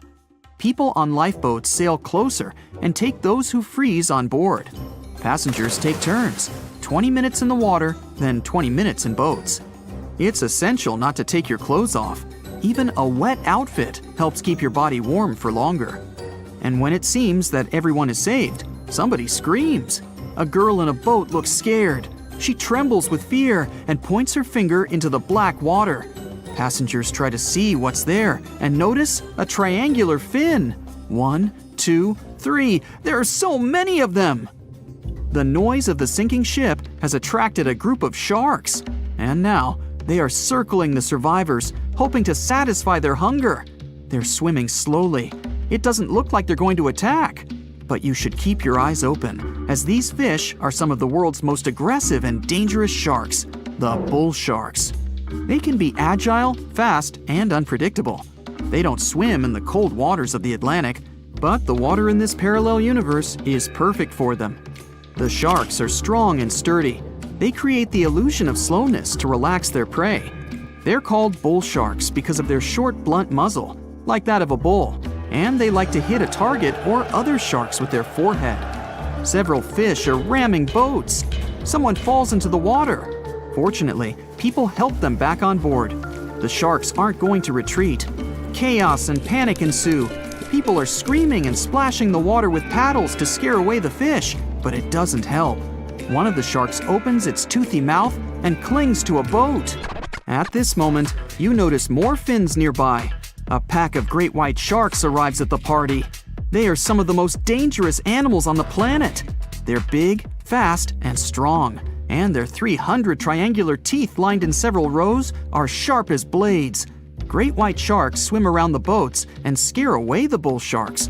You fall off the boat and see a big fin approaching you. Fear awakens the survival instinct in you. You're trying your best to swim away from the shark as far as possible. Of course, it's useless, since the shark is much faster and will definitely catch you. You feel your foot touching the shark's nose. The other foot gets into the toothy mouth. You scream in horror. After a second, the shark lets you go. Great white sharks rarely attack people. If they bite, it's just to test you. After all, the shark's favorite prey is seals. It simply loses interest if it realizes you aren't a seal. But if the shark is starving, it doesn't matter to it what kind of prey you are. Lucky for you, this one is not like that. Those survivors in the boats have almost nothing to fear either. Great white sharks don't attack them. They can push boats slightly, but only to test them. The great white shark is swimming away from you. But a bull one appears, and it looks like it's hungry. The shark is swimming towards you, opens its mouth, and a loud ship horn penetrates the water. This is the RMS Carpathia that has come to the rescue. All the sharks swim away scared. All passengers are saved. Back in our universe, another ship that had been nearby could have saved the passengers much earlier. But that's another story. The food on the tables in the cruise ship's dining room seems freshly made. It looks like everyone just picked up and left. You panic and run outside to the main deck. There are plenty of slippers and sandals lying around, but no people around. You bend over the railing and see that the cruise ship is still moving. There's not a single staff member in sight. Your first guess is that they've all gathered somewhere for some reason, so you make your way to the captain. You walk through the long and maze-like corridors before you reach the control room. The door is wide open and someone has set the ship to cruise control. Some scenarios play out in your head. Scenario number 1 is that while you were asleep, everyone else woke up and decided to pull a prank on you, so they must be hiding somewhere on the ship. When you freak out because no one is around, they'll pop out of nowhere and surprise you with an awesome party and cake. The second scenario you come up with is that while everyone was enjoying their cruise, the ship accidentally entered the fourth dimension with everyone, including the animals on board. But then, why did they leave you behind? The third possible scenario is that everyone found a better cruise ship nearby and decided to abandon the ship for a better one. They just forgot to tell you. But why did they leave their stuff behind and their food half-eaten? You try to figure out what the controls mean, but it's just a bunch of random gizmos and flickering lights. There is no pop-up manual to study, but there is pretty fast Wi-Fi. You start your laptop and do a quick search on what some of these things mean. You quickly figure out that the ship is in safety mode and has automatic sensors to detect when the water gets too rough. You open up social media and try to contact some people, but your phone doesn't have a connection. Only the laptop, which is connected via cable, works. There's a radio to contact the mainland. You ring in, but no one's answering. Suddenly, your notifications pop up. You look at photos of your friends on vacation or back home. But they're not there. Only the backdrop with no one in there. Everyone has officially disappeared, except you. You try one last time to contact the rest of the world, but nobody is answering. You check out some of the cruise details and find out that the ship will need around 11 days until you reach the nearest dock. After looking at the map, you see a small remote island that's only 4 days' trip away. The cruise ship travels around 20 knots, which is around 23 miles an hour. Meanwhile, you discover the ship and enter some of the fancy places. The ads on TV just show an empty backdrop of the cruise ship without people, which makes it look quite lonely. On a 7-day cruise, a large ship can use over 9,000 pounds of lettuce and 45,000 pounds of eggs. In general, there are 2,000 steaks and 1,000 baked potatoes consumed per day on a cruise with more than 1,000 people. There is so much food and ingredients on the ship that you can technically last for years. You reach the receptionist desk and talk over the intercom radio to make official announcements. Hello? Hello? Just a sound of crickets. Okay, if this is some kind of prank, it's not funny. You can come out now. I'm going to the underdeck for some snacks. You wait for an answer, but no one is coming.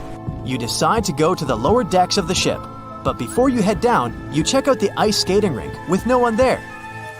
You slip on some ice skating shoes and go for a little spin. It feels good with no one to bother you or tell you what to do. After that, you check out the game room and play some arcade games. You use the coins from the counter and play for hours. The sun begins to set, so you decide to have a refreshing drink and enjoy the view. You sit on the top deck where only the VIPs are allowed and grab the biggest sunbed to lay on. It's so quiet that you can hear the ocean waves. You fall asleep there and wake up the next morning because of the bright sun. You walk around trying to see what to do.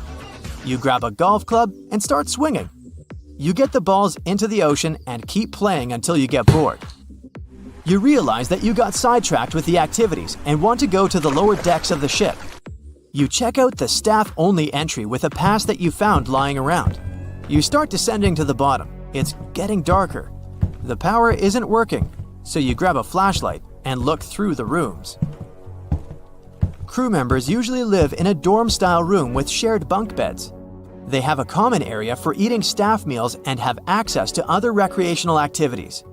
The kitchens that serve the main restaurants are also located in the bottom areas. All the rooms look the same. There's a lot of noise coming from the engine room, which makes it creepy. The pipes are clanking and popping sounds bust from random places. The lights are flickering. There are shadows following you as you're moving with the flashlight you picked up from one of the rooms. You're scared. You call out to see if there's anyone there, but all you hear is your own voice echoing through the corridors. You're lost. You try to find your way back to the top decks, but everything looks the same. You start running and panicking. You trip over something and lose your flashlight. It's very dark. You wave your arms around and try to find your way out. You put your hands on the wall and try to navigate around. You see a bright light at the end of the corridor. You walk towards there. You end up reaching one of the central kitchens with plenty of food lying around. There are dozens of fridges and a whole kitchen dedicated to desserts. Your stomach growls from hunger.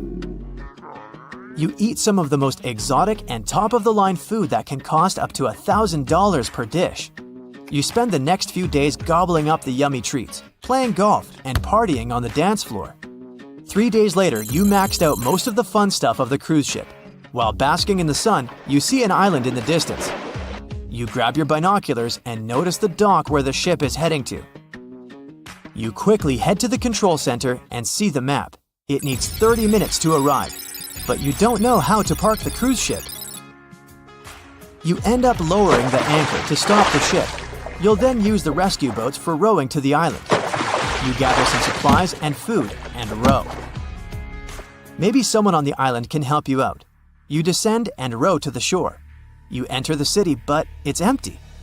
People have left their cars in the middle of the road during their commute. You head to the police station to see if you can get some answers, but nothing.